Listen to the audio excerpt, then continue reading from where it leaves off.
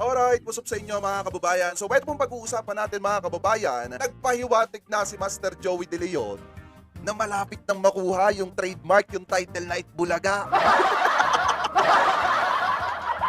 Pinirmahan na ni Master Joey De Leon yung pangalang Itbulaga mga kababayan. Ayun o, kung makikita nyo sa damit to. Pero bago po natin pag-usapan yan, ay nais ko po muna sabihin sa inyo na kung kayo po ay bago pa lamang po sa ating YouTube channel, hinihikayat ko po kayo na huwag niyo po sanang kalimutan na i-like itong live streaming natin na ito at huwag niyo na rin pong kalimutan na mag-subscribe sa ating YouTube channel. Hit niyo na rin po yung ating notification bell para lagi po kayong updated sa tuwing mag-upload po tayo or magla-live tayo ng mga ganitong klase ng issue or video. At gusto ko din po kayong batiin ng isang magandang umaga, tanghali, hapon, gabi, saan man sulok ng mundo kayo naroroon, mapa sa Pilipinas man po kayo or ibang bansa. Sana po ay nasa mabuti po kayong kalagayan at gabayan po kayo ng ating Panginoon. Mabuhay po kayong lahat. So eto na mga kababayan, punta na tayo sa topic natin. Alam nyo ba nagpahiwatig na si Master Henyo Joey De Leon? Ito muna yung unahin natin. Ito. Yan. Alam nyo ba mga kababayan, nagpahiwatig na si Master Joey De Leon na malapit nang makuha yung trademark, yung title na Itbulaga. Kasi mga kababayan, nung isang araw kasi may nakita tayong post, may mga nagpasa sa atin nung post ng vlogger ng Tape Incorporated. Kaso nga lang, wala pang 14 minutes, binura po yung post na yon. Tapos ang masaklap pa nun mga kababayan, pagkabura ng post, hindi natin na-screenshot, yun yung pinakamasaklap. Pero mga kababayan, yung sinabi ng vlogger na yun, tumutugma yun dito. Eto, kasi kung makikita ninyo, sabi po dito sa Kamicom, ano po basahin po natin, Joey De Leon post pic of him wearing It 40, Bulaga 40, ano yun? Bula 40. Kasi mga kababayan, ito 44 ang ibig sabihin nito, yan. Yan talagang ibig sabihin niyan, Itbulaga. So ito daw si Master Henyo Joey De Leon mga kababayan, nag-ano daw po ito, nag-post na suot daw po yung damit na Itbulaga. At ang sabi pa mga kababayan dito, kung makikita nyo naman yung picture, ito yon. Ito, bagong damit to ni Master Henyo Joey De Leon. Gusto ko magkaroon nito. Kung makikita nyo, ang nakalagay dyan, habang pinost niya itong kanyang larawan na nakasuot po ng Itbulaga, na may pirma pa niya, ayun o, Joey, na may pirma pa niya mga kababayan, ano po, na may nakalagay na 44, binigyan niya ng kahulugan yung EAT. So ibig sabihin mga kababayan, alam naman natin na meron pang issue sa pagitan ng TVJ at saka ng Tape Incorporated patungkol po sa agawa ng trademark.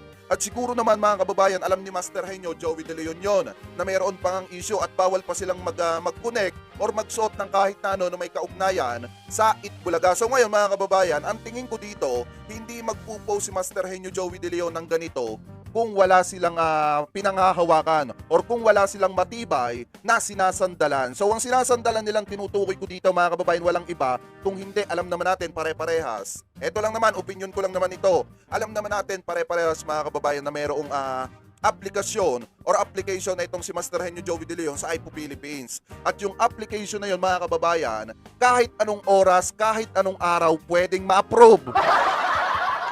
Hindi katulad nung application ng Tape Incorporated na walang kasiguraduhan dahil nga unang-una na iparegister nila yung Itbulaga for merchandising, kaya for entertainment mga kababayan, magkakaroon talaga ng conflict. Hindi katulad itong kay Master Henyo Joey De Leon na yung pinaparegister niyang trademark na Itbulaga talagang for entertainment mga kababayan. So kahit anong oras, kahit anong araw, kahit anong panahon o buwan, pwedeng ma-approve yan.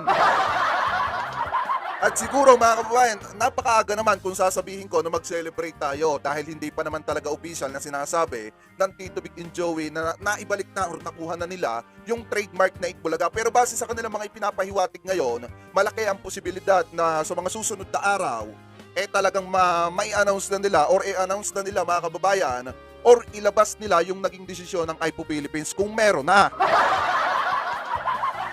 Diba? Ayan. Oo, naka-t-shirt siya ng Itbulaga kasi malaki po ang posibilidad na kaya malakas ang loob ng Tito Vic and Joey ngayon na mag-announce kasi minabanggit pa nga si Boss Vic Soto na bibilangin na lamang po sa daliri ng mga kamay at merong magbuboom. So, so tingin ko mga kababayan, diba? So tingin ko dito, baka nakuha na nila. Baka lang naman, baka nakuha na nila o nabawi na nila yung trademark na Itbulaga. Yun yung tingin ko.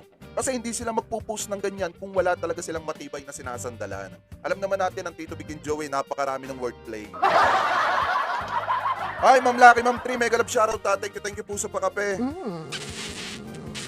So basahin natin dito, sabi dito, short writes cryptic caption, may nakasulat daw yung t-shirt na may naka-cryptic caption pa. So sabi daw dito, ito daw, basahin natin.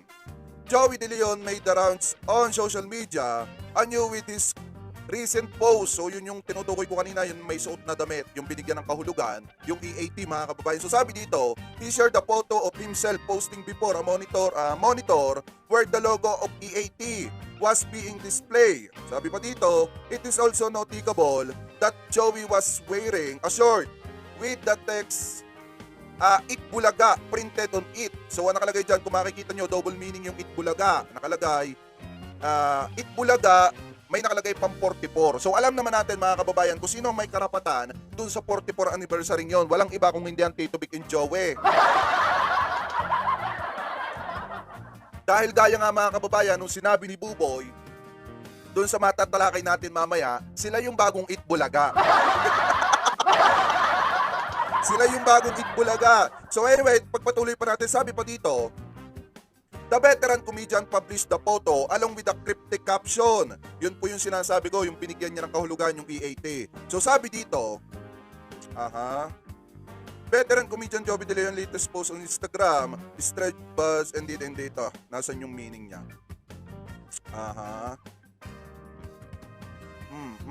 Ito. Ito yung mga kababayan. So sabi niya dito, ito, i-highlights ko lang. Along with the snapshot, Joey paid a cryptic caption about initial EAT and trolls. Ito daw yon, EAT. Ito ang trolls. Trolls Television, Real, Original, Legit. Lunchtime show. The comedian and television host wrote. Yan yung sabi niya mga kababayan. So ang ibig sabihin pala ni Master Joey De Leon dun sa EAT, yung eto ang trolls, ay television real. Yun yung totoo. Original, legit lunch show. So alam naman natin, simulat sa poll. Sabi ko nga po sa inyo, kahit anong gawin, kahit anong sabihin sa Tito Vic and Joey, sila talaga yung nangunguna kasi unang-una, sila talaga yung nauna sa era ng noontime show.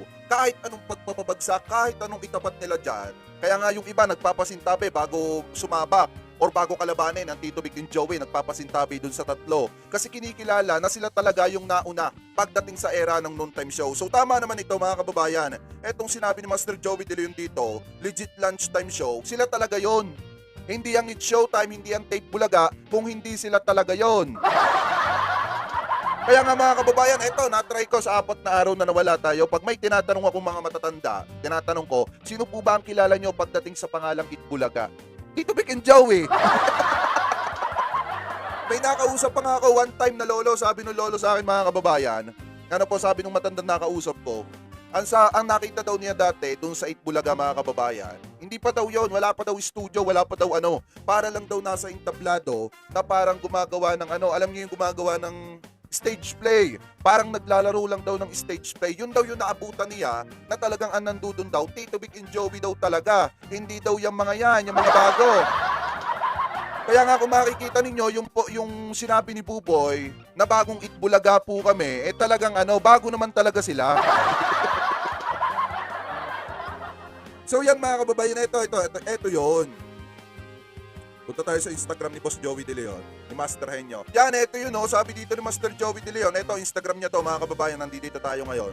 So sabi niya dito, kung makikita nyo naman, EAT, etong trolls, television real, original, legit lunch show. Yan yung sabi niya mga kababayan.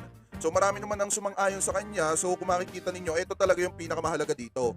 Etong larawan ng EAT mga kababayan na nakasuot siya ng damit na Itbulaga. Siguro naman, gaya na nga nasabi ko kanina, hindi magsusuot ng ganyan si Master Joey De Leon kung alam niya sa sarili niya na hindi mapapapunta sa mga kamay niya yung pangalang Itbulaga. So baka naman may resulta na at nasa kamay na ni Master Henyo Joey De Leon yung result ng iPo Philippines mga kababayan. Ano po na pagpalagay natin na approve yung aplikasyon niya, kaya nagpo-post na si Master Henyo Joey De Leon ng ganito.